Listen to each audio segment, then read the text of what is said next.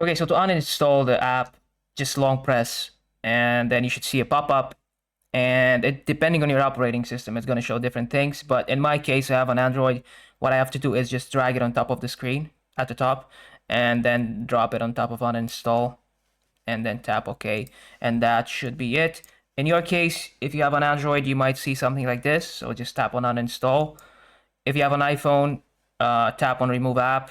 Now, if you don't see any of these options, so if you have a phone, an iPhone, sorry, go to settings, then go to general, then go to iPhone storage, and then find the app, and then press the delete button, and that should be it. Now I'm going to show you how to uninstall it on an Android. Just drag from the top of the screen, and then go to settings, apps, and then tap on your app, and you have uninstall. Hit OK, and that should be it.